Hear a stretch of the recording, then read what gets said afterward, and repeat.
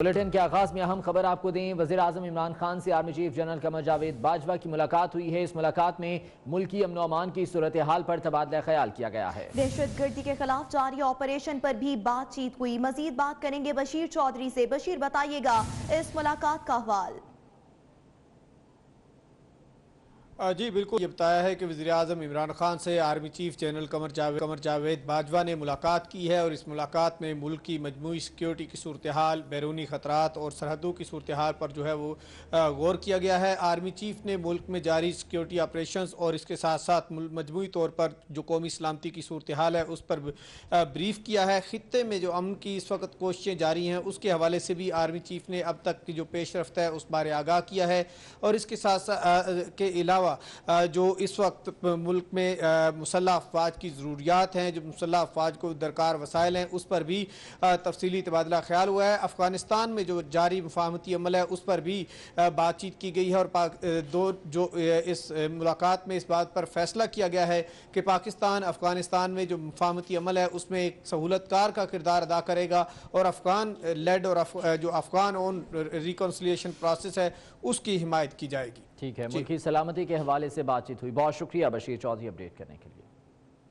اور عدالتی معاملات کی بات کریں تو والدین کے لیے بڑی خوشخبری آ گئی ہے۔ سپریم کورٹ نے تمام بڑے سکولز کی بنیادی فیس میں 20% کمی کا حکم دے دیا ہے۔ کسی بھی حالات میں سکول بند یا بچے نکالنے پر مکمل پابندی عائد کر دی گئی ہے۔ چیف جسٹس کی سربراہی میں 3 رکنی بینچ نے عبوری حکم نامہ جاری کر دیا۔ تمام بڑے سکولز کی بنیادی فیس میں 20% کمی کا حکم دے دیا۔ سکولز کو از حد 5% سالانہ فیس بڑھانے کا اختیار ہوگا، جبکہ 5% سے زائد اضافے کے لیے ریگولیٹری اتھارٹی کی اجازت لینا لازمی ہوگی۔ عدالت نے حکم دیا کہ تمام سکولز گرمیوں کی چھٹیوں کی آدھی فیس واپس یا ایڈجسٹ کریں۔ عدالت نے کسی بھی حالات میں سکول بند یا بچے نکالنے پر مکمل پابندی عائد کرتے ہوئے حکم دیا کہ فیسوں کے معاملے پر بچے نکالنے یا سکول بند کرنے کی ذمہ داری مالکان پر ہوگی۔ عدالت نے FBR کو 21 بڑے سکولز کے ٹیکس ریکارڈ کی مکمل چھان بین کا حکم دیتے ہوئے کہا کہ FIA فوری طور پر سکولوں کے اکاؤنٹس اور اکاؤنٹنگ رجسٹر تحویل میں لے۔ مزید سماعت 26 دسمبر تک ملتوی کر دی گئی۔ اور سپریم کورٹ کے نجی سکولوں کی فیسیں کم کرنے کے فیصلے کو کراچی کے شہریوں نے خوش آئند قرار دیا ہے۔ اس بارے میں عوام کیا کہتے ہیں آپ کو دکھاتے ہیں۔ بہت اچھا فیصلہ ہے سپریم کورٹ کا فیسز کم کرنے کے لیے، لیکن اس پہ عمل درآمد بھی ہونا چاہیے کیونکہ کافی عرصے سے یہ چل رہا ہے سلسلہ۔ بہت اچھی بات ہے اور اچھا اقدام ہے چیف جسٹس کا کہ فیس جو ہے وہ کم ہو رہی ہے، کیونکہ اور زیادہ چیزوں پر مہنگائی، تو ایک سائڈ پہ ہمیں کوئی ریلیف مل جائے گا مطلب پیرنٹس کو۔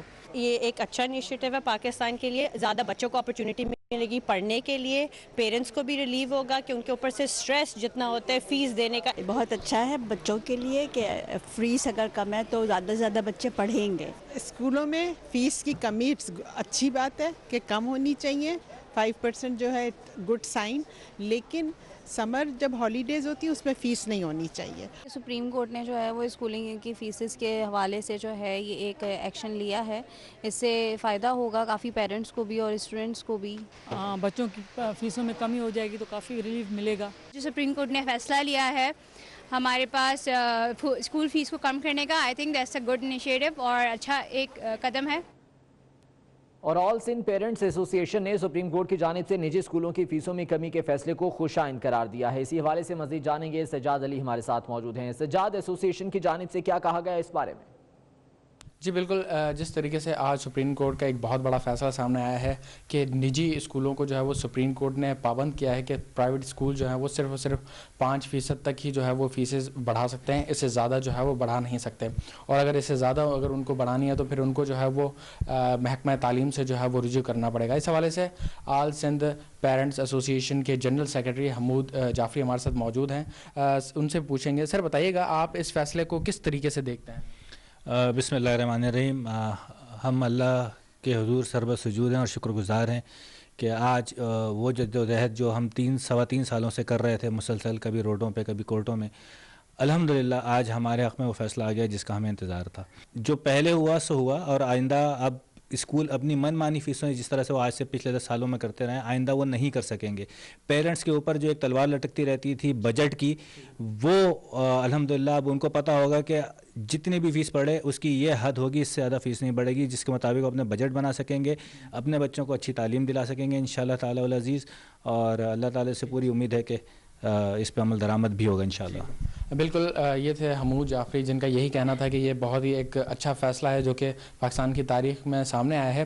اب اس سے یہی فائدے ہوں گے کہ اسکول جو ہے وہ اپنی من مانی جو ہے وہ فیسیں جو بڑھاتے ہیں وہ اب نہیں بڑھا پائیں گے. ٹھیک ہے سجاد, بہت شکریہ اس بارے میں اپڈیٹ کر رہے تھے. آگے بڑھیں گے. اہم خبر آپ کو دیں کہ سپریم کورٹ نے وفاقی حکومت کو پاک ترک اسکولوں کا انتظام سنبھالنے کا حکم دے دیا ہے. چیف جسٹس کی سربراہی میں 3 رکنی بینچ نے مقدمے کی سماعت کی. جسٹس اعجاز الحسن نے ریمارکس دیے کہ ترکی نے جس تنظیم کو دہشت گرد قرار دیا ہے وہ پاکستان میں کیسے کام کر سکتی ہے. کسی دہشت گرد تنظیم کو ایسے اجازت نہیں دی جا سکتی. جس کے بعد وفاقی حکومت کو پاک ترک اسکولوں کا انتظام سنبھالنے کا حکم دیا گیا ہے. اس مقدمے کی سماعت چیف جسٹس کی سربراہی میں 3 رکنی بینچ نے کی اور ریمارکس دیے گئے کہ ترکی نے جس تنظیم کو دہشت گرد قرار دیا وہ پاکستان میں کیسے کام کر سکتی ہے.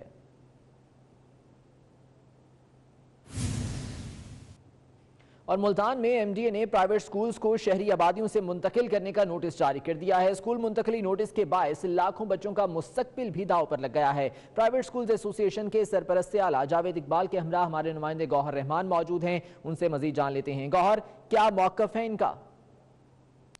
جی بالکل, ملتان ڈیولپمنٹ اتھارٹی کی جانب سے پرائیویٹ سکول ایسوسی ایشن کو فائنل نوٹس جاری کیا گیا ہے کہ وہ تمام جو سکولز ہیں شہری آبادی سے یہاں سے منتقل کیے جائے. ان کو نوٹس جاری کیا گیا اور 3 ماہ کا وقت دیا گیا ہے. ان 3 ماہ کا جو وقت دیا گیا, ان پرائیویٹ سکولوں کی جو تعداد ہے وہ ملتان میں 200 کے قریب ہے اور ان میں 1 بچے ہیں وہ پڑھتے ہیں, ان کا مستقبل جو ہے خطرے میں پڑ چکا ہے. اس وقت ہمارے ساتھ پرائیویٹ سکول ایسوسی ایشن کے سرپرست اعلیٰ جاوید اقبال صاحب موجود ہے. سر بتائیے گا کیا کہیں گے, آپ کو ایم ڈی اے کی جانب سے نوٹس دیا گیا ہے, 3 ماہ کی مہلت دی گئی ہے. پورے لاہور پورے پنجاب میں کہیں بھی نوٹس سرو نہیں کیا گیا. ان لوگوں نے سرو کیا ہے اور اس سرو کرنے کے نوٹس سرو کرنے کے 3-4 ماہ میں پہلے تو اسکول منتقل ہو نہیں سکتے.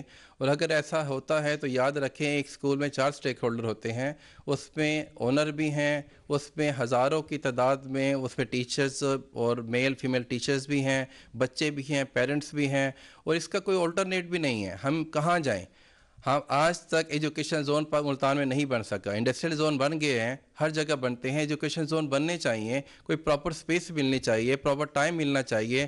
ہزاروں بچوں کا مستقبل داؤ پہ لگا ہوا ہے. اس حوالے سے تمام جو پرائیویٹ سکول ایسوسی ایشن ہے وہ خاصی پریشان ہے اس فیصلے کے حوالے سے کہ یہ عجیب سا فیصلہ کیا گیا کہ اتنا کم وقت دیا گیا اور بغیر جو انڈسٹریل یہاں پر جو ہے ایجوکیشن زون بنائے بغیر ہی یہ فیصلہ کیا گیا اور نوٹس دیا گیا کہ تمام سکولز کو منتقل کیا جائے. گوہر آپ کا آگے بڑھتے ہوئے بات کریں گے گیس بحران کی. سندھ میں گیس بحران شدید ہو گیا.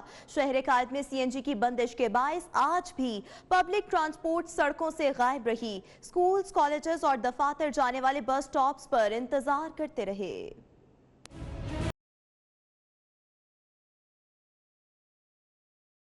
سندھ بھر میں گیس کا بحران. شہر قائد میں 4 روز سے سی این جی کی سپلائی بند. سی این جی نہ ملنے کے باعث آج دوسرے روز بھی کراچی میں سی این جی پر چلنے والی پبلک ٹرانسپورٹ سڑکوں سے غائب رہی. اسکول, کالجز اور دفاتر جانے والے گھنٹوں تک بس اسٹاپ پر انتظار کرتے رہے. ڈیزل اور پیٹرول پر چلنے والی جو اکا دکا گاڑیاں آ رہی ہیں, شہری ان میں لٹکتے ہوئے سفر کرنے پر مجبور ہیں. کچھ شہریوں نے تو سامان اٹھانے والی گاڑیوں کو ہی اپنی سواری بنا لیا. پچھلے 3 دن سے سی این جی بند ہونے کی وجہ سے جو عوام کو پریشانی ہے, یا تو سی این جی بند کر دی جائے, اس کی جگہ پہ کوئی ریپلیس گورنمنٹ کو پبلک ٹرانسپورٹ میں لانا چاہیے.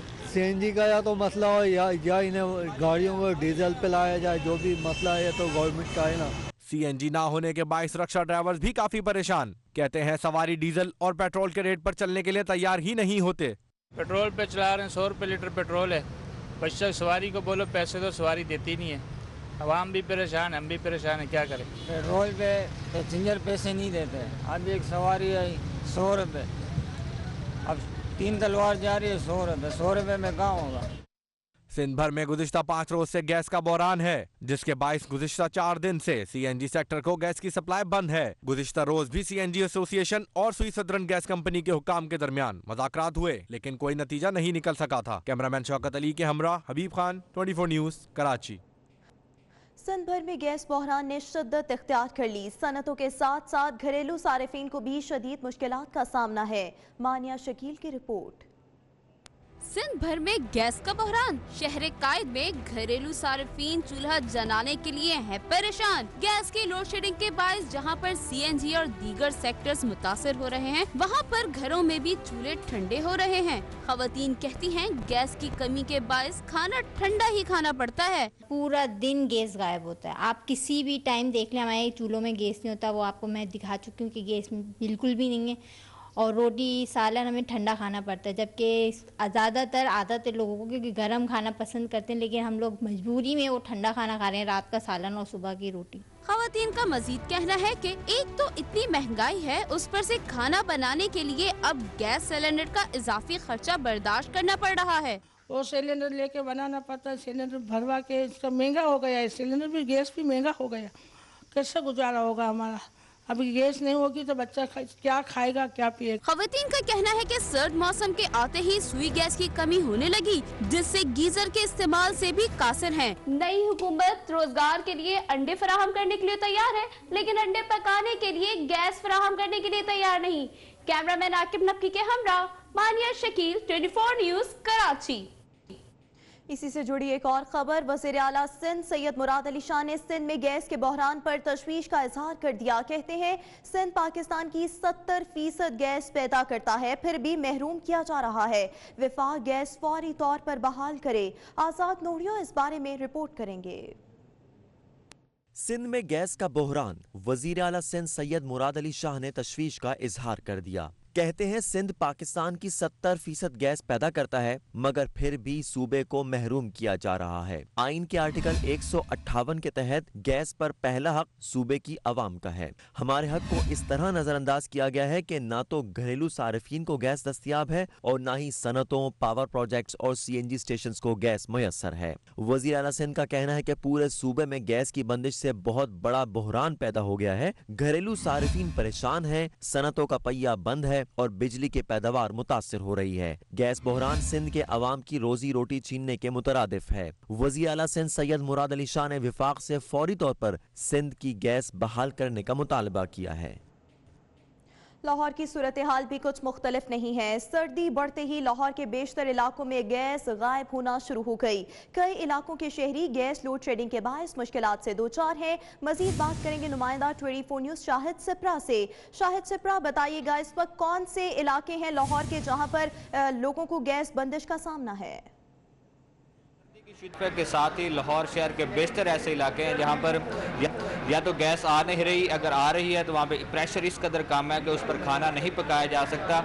लाहौर शहर के जो ज़्यादातर इलाके उसमें मुतासिर हैं, उसमें गुलबर्ग 2 और गुलबर्ग 3 का इलाका है, जहाँ पे ना सिर्फ गैस की फ्राहमी मुअत्तल है बल्कि उसके साथ साथ सीवरेज और वाटर पाइपलाइंस गैस पाइपलाइंस के साथ मिक्स हुए हैं और 20 रोज़ गुजरने के बावजूद गुलबर्ग जैसे पोश इलाके में गैस की फ्राहमी बहाल नहीं की जा सकी। इसी तरह लाहौर शहर का गड़ी शाह जो इलाका है, गुंजान आबाद इलाका है, इसमें हर साल एहतजाज किए जाते हैं। खवातीन बर्तन लेकर सड़कों पर आती हैं, लेकिन उसके बावजूद रवा साल भी वहाँ पर यही सूरत हाल है कि इस वक्त वहाँ पर गैस की फ्राहमी मुअत्तल है। समनाबाद का इलाका है, इचरा का इलाका है, भट्टी पार्क जिसमें भी 1 माह का वक्त गुजर चुका है, लेकिन उसके बावजूद रोजाना की बुनियाद पर वहाँ पे एहतजाज हो रहे हैं। SNGPL की जानिब से कोई कार्रवाई अमल में नहीं लाई गई और गैस बहाल नहीं की गई। इसी तरह वापडा टाउन भी शहर का पोश इलाका है और दूसरी जानिब अगर फिरोजपुर रोड की अगर बात की जाए तो उसमें निस्तर कॉलोनी, हमजा टाउन और जनरल हॉस्पिटल की बैक साइड पे जितने भी आबादियाँ हैं वहाँ पे बिल्कुल गैस गायब हो चुकी है, जिसकी वजह से सार्फिन को खाना पकाने में मुश्किलात का सामना है। एक तरफ MD सुई northern gas company Abdul Latif की जानिब से गुज़श्ता रोज़ ये दावा किया गया था कि घरेलू सार्फिन को गैस जो है वो बुनियादी तरजीहात पर दी जा रही है, लेकिन सूरत हाल जो है उसके बरक्स नज़र आ रही है। उनका ये भी कहना था कि 300 मिलियन क्यूबिक फीट जो गैस है वो सिस्टम में LNG की बुनियाद पर ऐड की गई है ताकि घरेलू सार्फिन को गैस दी जा सके, लेकिन उसके बावजूद सिस्टम को स्टेबल नहीं किया जा सका और जैसे ही सर्दी की शिद्दत में इजाफा होता जा रहा है, लाहौर शहर के बेशतर इलाके जो है वो गैस जैसी बुनियादी सहूलत से महरूम होते जा रहे हैं। जी, लाहौर के बेशतर इलाके इस वक्त गैस बंदिश की इज़्ज़त में हैं। बहुत शुक्रिया शाहिद सिप्रा आपका। ब्रेक के बाद आपको खुश आमदीद कहते हैं। Governor state bank Tariq Bajwa का कहना है कि डॉलर की कदर ना बढ़ाई तो ज़र मुबादला के ज़खायर खत्म हो जाएंगे। वो सेनेट की कायमा कमेटी खजाना को ब्रीफिंग दे रहे थे। इस ब्रीफिंग के दौरान उन्होंने तहफ़्फ़ुज़ात का इजहार किया। उनका कहना था कि डॉलर की कदर अगर ना बढ़ाई गई तो मुल्क में ज़र मुबादला के ज़खायर खत्म हो जाएंगे। मजीद बात करेंगे नुमाइंदा 24 न्यूज़ वकास अजीम से। वकास, बताइएगा इस ब्रीफिंग के दौरान किन तहफ़्फ़ुज़ात का इजहार किया गवर्नर स्टेट बैंक ने? सेनेट की कायमा कमेटी खजाना का इजलास सेनेटर फारूक एच नाइक की ज़ेर सदारत हुआ है, जिसमें आज गवर्नर स्टेट बैंक ने डॉलर की कीमत में इजाफे के ऊपर कमेटी को ब्रीफिंग दी है। लेकिन कमेटी अरकान ने आज की जो ब्रीफिंग है इसके ऊपर अदम इत्मीनान का इजहार किया है और ये कहा है कि गवर्नर स्टेट बैंक जो है वो ये बता रहे हैं कि डॉलर की कीमत अगरचे बढ़ाना स्टेट बैंक ऑफ पाकिस्तान की जिम्मेदारी है। लेकिन वज़ीर ख़जाना असद उमर की ज़ेर सदारत एक रोज़ पहले जो इजलास हुआ था फिस्कल मॉनिटरी बोर्ड का, उसमें वजीर ख़जाना को ये बता दिया गया था कि डॉलर की कीमत में इजाफा हो रहा है। लेकिन इसके बावजूद भी वजीर ख़जाना जो है वो बार बार इसकी जिम्मेदारी गवर्नर स्टेट बैंक और स्टेट बैंक ऑफ पाकिस्तान के ऊपर डाल रहे हैं। सेनेटर शहरी रहमान ने यह कहा है कि ये इनसाइडर जो ट्रेडिंग है ये इसका बहुत बड़ा स्कैम है और इसकी इन्वेस्टिगेशन होनी चाहिए। लेकिन गवर्नर स्टेट बैंक का यह कहना है कि इस वक्त पाकिस्तान के ज़र मुबादला के ज़खायर मुसलसल कम होते जा रहे हैं और अगर डॉलर की कीमत में मज़ीद इजाफा ना किया गया तो पाकिस्तान की जो बीमार मईशत है ये इस वक्त मजीद इसमें खराबियां पैदा हो सकती हैं। गवर्नर स्टेट बैंक का ये कहना था कि इस बीमार मईशत को दुरुस्त करने के लिए जो डॉलर की कीमत है इसको वक्तन फवक्तन बढ़ाना जो है वो ज़रूरी है। ताहम आज जो इजलास हुआ है आपका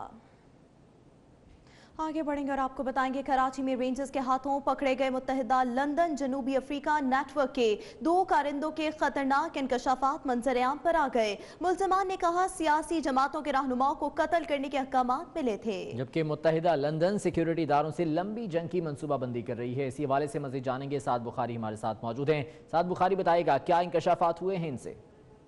जी बिल्कुल, रेंजर्स के हाथों MQM लंदन के गिरफ्तार साउथ अफ्रीका नेटवर्क के 2 कारिंदे मुस्तकीम और मुकीम के मोबाइल फ़ोन्स का डाटा हासिल किया गया था, उससे इंतहाई अहम मालूमात सामने आई हैं। कुछ वीडियोज़ और तस्वीर भी सामने आई हैं जिनसे ये बात पता चली है, इसका इंकशाफ हुआ है कि south Africa network south Africa में जो वारदातें किया करता था उनकी बाकायदा वीडियोज़ बनाई जाती थी और वो वीडियोज़ यहाँ अपने नेटवर्क में व्हाट्सएप ग्रुप्स पर शेयर की जाती है ताकि साउथ अफ्रीका नेटवर्क अपने ताकत का मुजाहरा कर सके। मुस्तकीम और मुकीम ने तफ्तीश में जो इंकशाफात किए हैं उनमें उन्होंने ये बताया है ज़राए के मुताबिक कि वो साउथ अफ्रीका फ़रार होने की हिकमत अमली तैयार कर चुके थे, लेकिन फ़रार होने से कबल ही उन्हें गिरफ़्तार कर लिया गया। उससे पहले उन्होंने जो काम करने थे उसमें एक शुजा बॉबी नामी शख्स का नाम लिया है जो उन्हें साउथ अफ्रीका नेटवर्क के अहकामात देता था और वो शख्स MQM लंदन के नेटवर्क से बाकायदा राब्ते में था।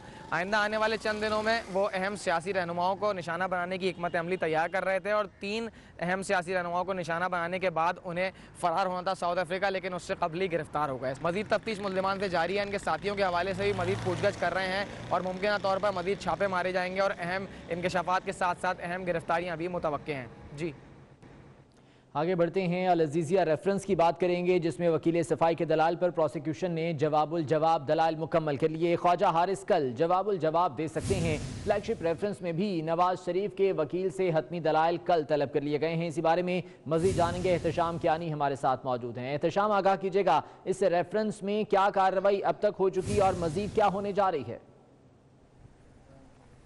देखें, रेफरेंस बिल्कुल हतमी मरहले में है और आज जो नवाज शरीफ के वकील हैं ख्वाजा हारिस, उनके हतमी दलाइल पर जवाबुल जवाब मुकम्मल किया गया है प्रोसिक्यूशन की जानिब से। और जज अरशद मलिक ने आज फैसला महफूज नहीं किया बल्कि उनकी जानिब से ये रिमार्क्स दिए गए हैं कि एक सेशन रखा जाएगा जिसमें इस्तगासा भी होगा, वकील सफाई भी होंगे और उनसे सवालों जवाब करूँगा और उसके बाद तमाम पहलू जो हैं उनको वाजे करने के बाद फिर फैसला महफूज किया जाएगा। जो आज जवाबुल जवाब में दलाइल दिए गए हैं प्रोसिक्यूटर नैब सरदार मुजफ्फर की जानिब से, उसमें उनकी जानिब से ये मौक़िफ़ इख्तियार किया गया। उन्होंने कहा कि इस्तगासा ने अपना केस साबित किया है और अदालत के सामने ज़ुबानी भी और दस्तावेजी सबूत भी रखे हैं, लेकिन मुल्ज़मान की जानिब से कोई चीज़ सामने नहीं आई। उन्होंने कहा कि हसन और हुसैन नवाज बेनामी मालकान हैं और नवाज शरीफ जायदाद के असल मालिक हैं, लेकिन कोई ऐसा अदालत के सामने शवाहिद पेश नहीं किए गए कि नवाज शरीफ मालिक नहीं है और उनके बच्चों ने अपने ज़राए आमदन को इस्तेमाल करते हुए वो कारोबार بار اسٹیبلش کیا. اب عدالت کی جانب سے یہ نواز شریف سے بھی استفسار ان کے وکیل سے کیا جائے گا. اب جو پروسیکیوٹر نیب ہیں ان کی جانب سے جو ریویو پٹیشن تھی سپریم کورٹ میں نواز شریف کی جانب سے فیصلے پر, اس پر جو دلائل جاری تھے اس کے دوران ہی جج ارشد ملک کی جانب سے ریمارکس دیے گئے کہ نواز شریف کو سپریم کورٹ کی جانب سے صادق اور امین قرار نہیں دیا گیا, تو یہ عدالت ان کو سچا کیسے مان لے. اس حوالے سے بھی خواجہ حارث عدالت کو مطمئن کریں گے. اب یہ جو جواب ان کی جانب سے جمع کروایا جائے گا. بہت شکریہ احتشام اپڈیٹ کرنے کے لیے. بات کریں گے ایک اہم معاملے کی جو کہ خوش اسلوبی سے نمٹ گیا ہے. حکومت اور اپوزیشن میں شہباز شریف کو چیئرمین پبلک اکاؤنٹس کمیٹی بنانے پر اتفاق ہو چکا. شہباز شریف کو چور کہنے سے چیئرمین بنانے کا یہ عمل قومی اسمبلی میں وزیر خارجہ کی تقریر کے بعد ہوا, جس میں شاہ محمود قریشی نے شہباز شریف پر پی ٹی آئی کا اعتراض واپس لینے کا اعلان کر دیا. حکومت اور اپوزیشن کے وفود میں ہونے والی ملاقات میں بالآخر شہباز شریف کو پبلک اکاؤنٹ کمیٹی کا چیئرمین بنانے پر اتفاق ہو گیا. پی ٹی آئی کو یہ مثبت you turn Mubarak who. P T I نے شہباز شریف کو چور کہنے سے چیئرمین بنانے تک کا یہ سفر آج قومی اسمبلی میں وزیر خارجہ شاہ محمود قریشی کی تقریر کے بعد طے کیا, جس میں شاہ صاحب کا کہنا تھا کہ یہ اقدام جمہوریت کے مفاد میں کیا جا رہا ہے. ہم نے فیصلہ کیا ہے کہ ہم فراخ دلی کا ثبوت دینا چاہتے ہیں. And we leave it to you. We leave it to you, leaders of the opposition, that in your judgment, you decide what is the best way forward. If you want to be chairman of the Public Accounts Committee, fine. Shahbaz شریف نے بھی جواباں غزل کہی اور P T I کے لتے لینا نہ بھولے, ساتھ ہی مساق معیشت اور تعاون کی پیشکش بھی دہرا دی. سردیوں کا جو سیزن ہے اس میں گرمائش کی ضرورت ہوتی ہے, اور اس وقت گرمائش جو ہے وہ نیب مہیا کر رہا ہے صرف اپوزیشن کو. جو ہمارے جو اس سائڈ پہ بیٹھے ہیں آئل کے, وہ ان کے ہیٹرز اور ہیں اور ہمارے ہیٹرز اور ہیں. میں سمجھتا ہوں کہ یہ جو تضاد ہے ایک بڑا شارپ کانٹرڈکشن ہے, اس کے اوپر ہمیں بات کرنا ہوگی. گلے شکوے اپنی جگہ, مگر جو ہوا اچھا ہوا. کون چور ہے کون سپاہی, اس کا فیصلہ ہونا ابھی باقی ہے. امید ہے حکومت اپوزیشن تعاون معیشت کی ٹرین کو پٹری پر چڑھانے اور قانون سازی کے لیے مددگار ہوگا. چیئرمین پبلک اکاؤنٹس کمیٹی کے معاملے پر وفاقی وزیر اطلاعات فواد چودھری کا رد عمل بھی آ گیا. انہوں نے اسپیکر قومی اسمبلی سے بغیر اپوزیشن کمیٹیاں تشکیل دینے کا مطالبہ کر دیا. کہنے لگے نون لیگ والے کہتے ہیں کمیٹیاں تشکیل نہیں ہونے دیں گے, اجلاس نہیں چلنے دیں گے. نون لیگ خود ہی فیصلہ کر رہی ہے جو غیر اخلاقی ہے. وہ بڑے بھائی کے پروجیکٹ جو ہیں وہ چھوٹا بھائی دیکھے گا, لیکن اب یہ کہہ رہے تھے کہ جو اس کے بعد ہم ہاؤس نہیں چلنے دے رہے, یہ کمیٹیز نہیں بننے دے رہے, تو اس کی وجہ سے ان کو کہا ہے کہ آپ خود فیصلہ کر رہے ہیں. یہ بالکل انلیگل اور امورل قسم کی ڈیمانڈ ہے جو آپ کر رہے ہیں. اور اس کے بعد بھی خیر واک آؤٹ ہوا, اس کے بعد بھی انہوں نے چلنے تو نہیں کیا. تو ذاتی تو میرا خیال ہے کہ اسپیکر صاحب کو ہمت کرنی چاہیے اور بغیر اپوزیشن کی کمیٹیز آپ بنائیں. ہاؤس چلنا ہے, انہوں نے چلنے نہیں دینا. روز ایک نیا بہانہ لے کے آئیں گے. پہلے یہ بہانہ تھا جی الیکشن والا نہیں چلا, وہ بن گیا ہے, تو اب آگے جی پی اے سی نہیں چل رہی ہے, جی نیب میں ابھی مجھے تو لگ رہا ہے اسمبلی جو ہے یہ زیادہ جو ہے. اور ابھی آپ کو براہ راست اسلام آباد لیے چلتے ہیں. وزیر اعظم عمران خان پاکستان اکنامک فورم کی تقریب سے خطاب کر رہے ہیں. 70s کے ایک پولیٹیشین تھے معراج محمد خان, وہ ہماری پارٹی جوائن کیا انہوں نے 98 میں. تو وہ عام تقریریں کرتے تھے, سرمایہ کاروں کو برا بھلا کہتے تھے. وہ 70s کی جو ایک کلچر تھا. تو جب آپ ایک ملک میں یہ فضا بنا دیں کہ پیسہ بنانا بری چیز ہے اور ایک سرمایہ کار کو ایک آلموسٹ ایک کرمنل کی طرح ٹریٹ کرو, تو وہ معاشرے کبھی بھی آگے نہیں بڑھ سکتا. اور جو میرا ایک تو وہ اپنے پیر پہ نہیں کھڑا ہو سکتا. اگر آپ کے پاس پیسہ ہی نہیں ہے, آپ آگے ہی نہیں بڑھ رہے, آپ کے پاس گروتھ ریٹ ہی نہیں آپ کی بڑھ رہی, آپ کے خسارے ہو رہے ہیں, ڈیفیسٹس ہو رہے ہیں, کرنٹ اکاؤنٹ فسکل ڈیفیسٹس, تو وہ ملک تو سارا وقت جب ہاتھ پھیلائے گا تو وہ ایک آزاد ملک نہیں بن سکتا. لیکن اس سے بڑی چیز جو تھی, میں شروع سے میں نے جب پولیٹکس پہ آیا تھا, میں یہ چاہتا تھا کہ پاکستان میں غربت ختم ہو.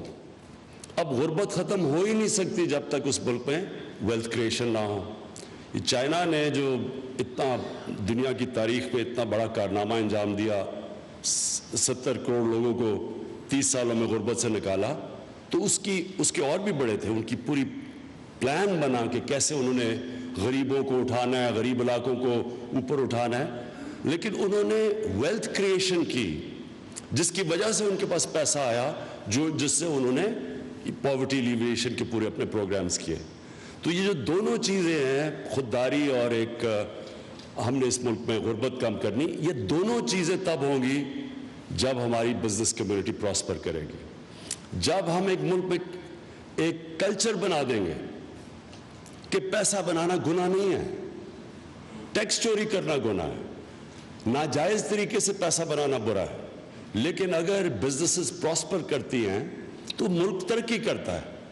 تو یہ بیسکلی میں صرف مائنڈ سیٹ کی آپ کو بات کر رہا ہوں کہ ہم نے اس مائنڈ سیٹ کو چینج کرنا ہے. سب سے پہلے بیوروکریسی کے اندر یہ مائنڈ سیٹ ہے. آج ہم ایک ابھی بڑی لمبی میٹنگ کی آج دوپہر کو ایز آف ڈوئنگ بزنس کے اوپر. پرائم منسٹر کے ہم نے فیصلہ کیا ہے کہ میرے سیکریٹریٹ میں وہ آفس بنے گا جس کا مقصد ہی یہ ہوگا کہ جو بھی رکاوٹیں ہیں بزنسز کے لیے وہ ختم کی جائیں گی یا کم کی جائیں گی یا آسان کیا جائے گا بزنس کرنے کے لیے.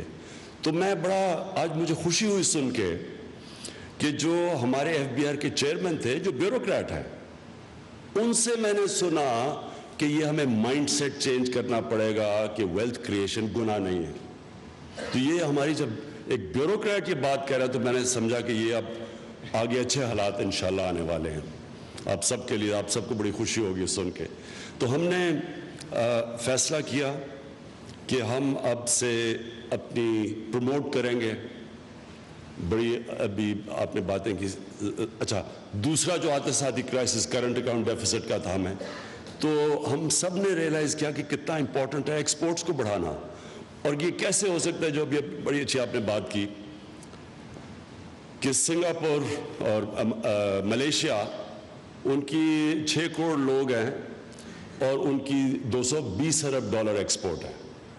سنگاپور جس کے 50 لاکھ لوگ ہیں, ان کی $330 ارب ایکسپورٹ ہے. اور یہ ہمارے لیے جو کہ 60s میں جس طرح پاکستان آگے جا رہا تھا, کوئی تصور بھی نہیں کر رہا تھا کہ سنگاپور کہاں سے پہنچ جائے گا یا ملیشیا ہمارے سے آگے نکل جائے گا.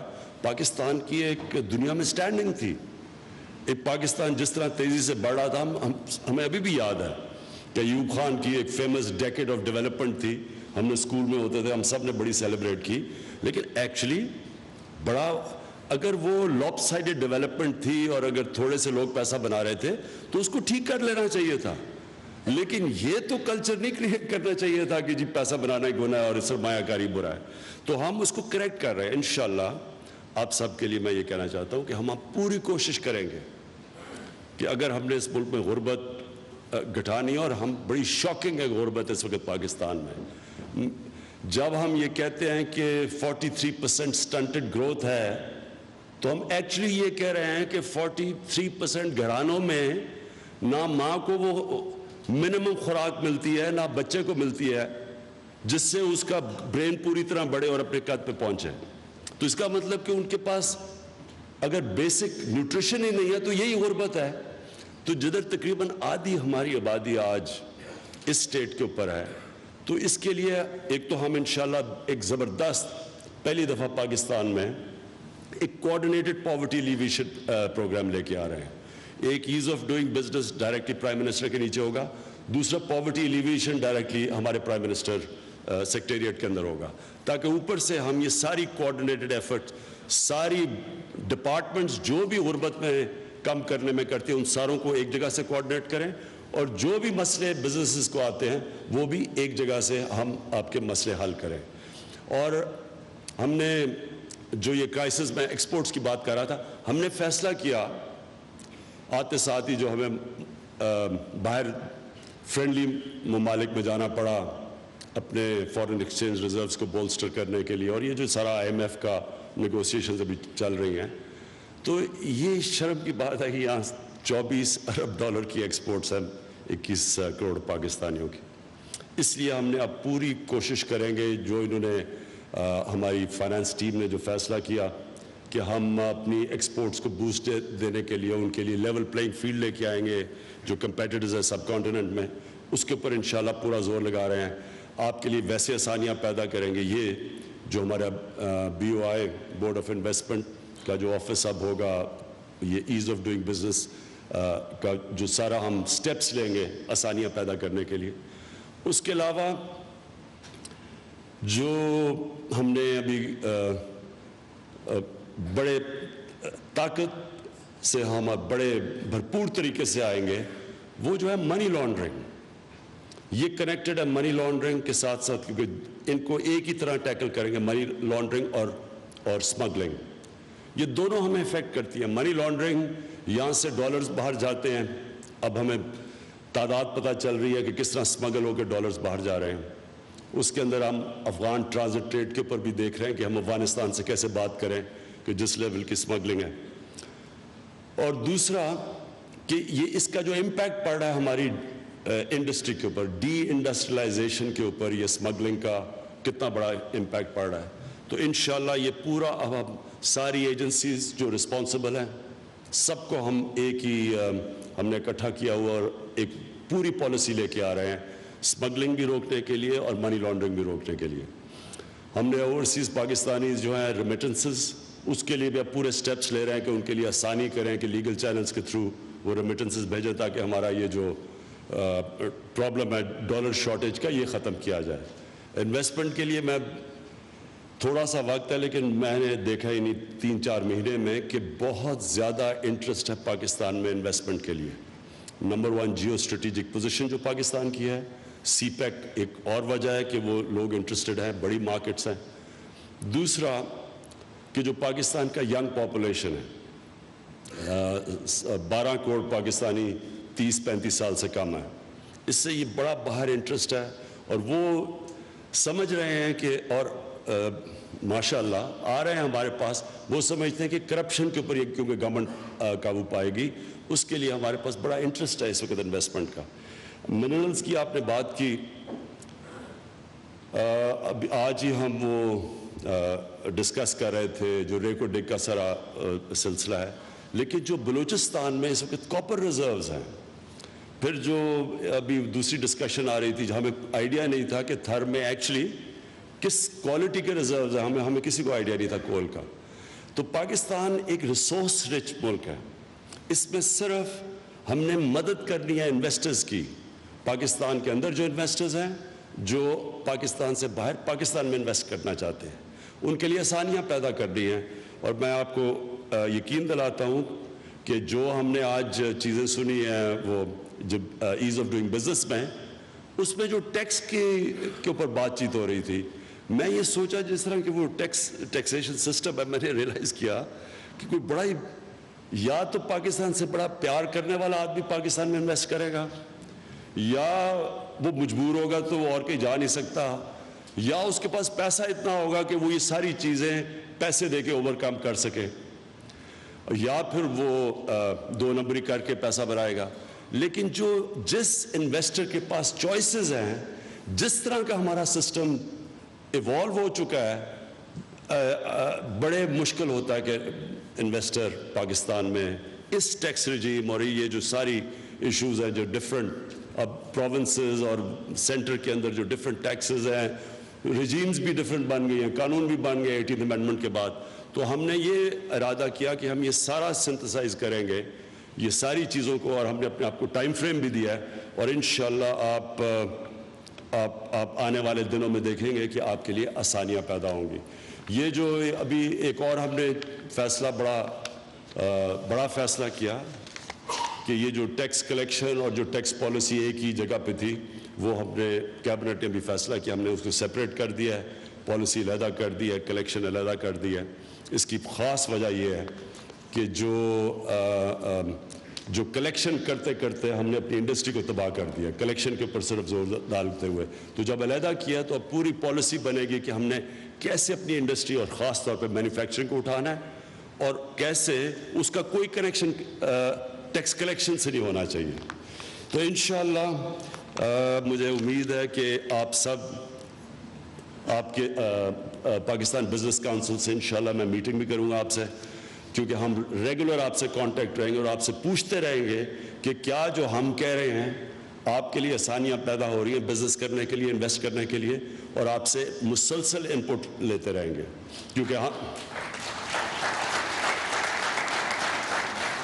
کیونکہ میں آخر میں یہ پھر سٹریس کرنا چاہتا ہوں کہ کبھی بھی کوئی معاشرہ آگے ترقی نہیں کر سکتا جب تک وہ ویلتھ کریشن کے اوپر اور پروفیبلٹی کے اوپر جب تک وہ ایمفسائز نہ کرے۔